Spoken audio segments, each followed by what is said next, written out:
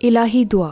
جب ہم پس دل ہو جاتے ہیں تو ہمیں روح القدس اور خداوند یسوع مسیح دونوں کی شفاعت کی قوت کو یاد رکھنا چاہیے۔ میں راشد یونس ہوں۔ یہ اصول دراصل میرے خیال میں تمام کلام پاک میں دو سب سے زیادہ حوصلہ افزا وعدوں پر مشتمل ہے، اور اس سے مراد ہے اچھی الہی دعا، اور ہم اسے دیکھنے جا رہے ہیں۔ لیکن پولس اسے بیان کرتا ہے کہ وہ الہی دعا کے بارے میں کیا کہنے والا ہے، اور وہ روح القدس اور یسوع مسیح کی شفاعتی خدمت ہے۔ وہ ہماری امید کا حوالہ دے کر بیان کرتا ہے، اور میں نے اسے دکھ سے جلال تک کا عنوان دیا ہے، کیونکہ یہ واقعی بیان کرتا ہے، مجھے یقین ہے، جو پولس نے لکھا ہے۔ اس میں اس نے کہا، کیونکہ میری دانست میں اس زمانے کے دکھ درد اس لائق نہیں کہ اس جلال کے مقابل ہو سکیں جو ہم پر ظاہر ہونے والا ہے۔ اب میں صرف اتنا کہوں گا کہ پولس تکلیف کے متعلق بہت کچھ جانتا تھا، اس کمرے میں ہم میں سے کسی سے بھی بہت زیادہ۔ در حقیقت مجھے لگتا ہے کہ کسی بھی زندہ رہنے والے شخص سے زیادہ، اور ہم اس کے بارے میں جانتے ہیں۔ پولس نے ہچکچاتے ہوئے اس میں سے کچھ کرنتھیوں کے ساتھ بانٹا، اور اس کی ایک وجہ جو اس نے بانٹی وہ یہ تھی کہ وہ مغرور تھے اور سچ کو قبول نہیں کر رہے تھے، اور اس لیے اس نے بنیادی طور پر کہا، مجھے وہ سب بانٹنے دو کہ میں کس چیز سے گزرا ہوں۔ لیکن جب آپ اسے دیکھتے ہیں تو یہ اتنا تنزیہ نہیں ہے، کیونکہ پولس رسول کو کئی بار قید کیا گیا تھا۔ اسے فلپی میں کوڑے مارے گئے، اسے 6 بار مارا گیا، یا انہوں نے ہر بار 39 کوڑے مارے، اور پرانے عہد نامے میں یہ 40 کہتا ہے، اور وہ 39 پر رک گئے۔ ایسا نہ ہو کہ وہ فرد کو تا حیات معذور کر دیں۔ لیکن اس نے 5 بار اس قسم کی تکلیف کا سامنا کیا، 3 بار اسے بینت مارے گئے، اور کچھ کا خیال ہے کہ یہی وجہ ہے کہ روایت کہتی ہے کہ پولس لنگڑا ہو گیا تھا، کیونکہ یہ مار پیٹ کا نتیجہ تھا۔ اور میں سمجھتا ہوں کہ شاید اس میں سے کچھ اس حقیقت کا حوالہ دے سکتے ہیں کہ اس نے حقیقت میں کہا تھا کہ اس کی ایک ایسی صورت ہے جو بہت زیادہ پرکشش نہیں تھی، ان تمام تکالیف کے باعث جن سے وہ یسوع مسیح کی خوشخبری کے لیے گزرا تھا۔ اسے ایک بار سنسار کیا گیا تھا اور مرنے کے لیے چھوڑ دیا گیا تھا، یاد ہے؟ لسترا میں، جس نے شاید اسے معذور کر دیا تھا۔ ہمیں یقین نہیں ہے کہ وہاں کیا ہوا تھا، حالانکہ خدا نے اسے زندہ کیا تھا۔ 3 مرتبہ اس کا جہاز تباہ ہوا۔ اب آپ تکلیف کی بات کرتے ہیں، میرا مطلب ہے کہ یہ ناقابل یقین ہے، اور اس لیے جب وہ مصائب کے بارے میں لکھتا ہے تو وہ اپنے ذاتی تجربے سے لکھتا ہے، لیکن وہ ہم میں سے کسی کی حوصلہ افزائی کے لیے بھی لکھتا ہے جس نے مصائب کا تجربہ کیا، اور ہم میں سے اکثر کو ایک حد تک، اور وہ یہاں کہتا چلا جاتا ہے کیونکہ ہم کو معلوم ہے کہ ساری مخلوقات مل کر اب تک کراہتی ہے اور درد ذیل میں پڑی تڑپتی ہے۔ دوسرے الفاظ میں، گناہ نے پوری دنیا کو اور حقیقتاً کائنات کو متاثر کیا۔ جب آدم اور حوا نے گناہ کیا اور دنیا میں گناہ کو متعارف کرایا، اور کیا آپ ایسی دنیا کا تصور کر سکتے ہیں جہاں کوئی سمندری طوفان نہ ہو، نہ طوفان ہو اور نہ ہی زلزلے ہوں، اور دوسرے زمینی سانحات جن کا ہم تجربہ کرتے ہیں، اور اس کا تعلق واقعی گناہ سے ہے، اور کسی دن یہ سب ایک نئے آسمان اور نئی زمین کے ساتھ بحال ہونے والا ہے۔ لیکن پولس رسول یہاں اس حقیقت کے بارے میں بات کر رہا ہے کہ پوری مخلوق بھی اس دن تک کراہتی رہے گی جب خدا ایک نیا آسمان اور نئی زمین بنائے گا، اور نہ فقط وہی بلکہ ہم بھی جنہیں روح کے پہلے پھل ملے ہیں، آپ اپنے باطن میں کراہتے ہیں اور لے پالک ہونے یعنی اپنے بدن کی مخلصی کی راہ دیکھتے ہیں۔ اب ایک وقت ایسا آئے گا جب ہم نیا بدن حاصل کریں گے، اور جب تکلیف کی بات آتی ہے تو ہم سب ایسے لوگوں کو جانتے ہیں جو دوسروں سے زیادہ تکلیف میں ہیں، اور ہم یہ سب نہیں سمجھتے سوائے اس کے کہ ہم جانتے ہوں کہ گناہ دنیا میں داخل ہو چکا ہے، اور اس کی وجہ سے ہم مرنے کے لیے پیدا ہوئے ہیں، جیسا کہ یہ تھا جسمانی طور پر۔ اور ہم میں سے کچھ نے دوسروں سے زیادہ اس کا تجربہ کیا۔ میرا ایک بھائی تھا جو ایک خوفناک بیماری سے مر گیا۔ اسے بگڑتے دیکھنا، اور وہ بہت ایتھلیٹک نوجوان تھا، اور اس نے اپنی تمام صلاحیتیں کھو دی تھیں۔ خدا نے اسے اپنے پاس بلا لیا۔ یہ ایک خوفناک بیماری ہے۔ مجھے یقین نہیں آتا کہ یہ اس کے کسی کام کی وجہ سے ہے۔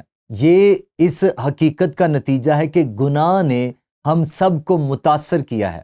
ہم میں سے کچھ، در حقیقت ہم میں سے اکثر جو اس کمرے میں ہیں، اگر میں آپ کو ناراض کر رہا ہوں تو مجھے معاف کر دیں، لیکن ہم بوڑھے ہو رہے ہیں اور ہمیں نقصان اٹھانا پڑے گا۔ میرا مطلب ہے کہ یہ زندگی کا صرف ایک حصہ ہے، اور اس کمرے میں آپ میں سے کچھ دوسروں کے مقابلے میں بہت زیادہ تکلیف میں ہیں، اور ہم یہ سب نہیں سمجھتے۔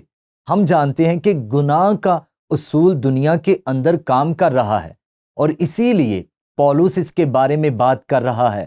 لیکن خداوند کی حمد ہو، وہ کہتا ہے کہ کسی دن ہمیں نجات مل جائے گی، اور آخر کار ہمارے جسموں کا چھٹکارا ہوگا، اور ہم نیا بدن حاصل کریں گے۔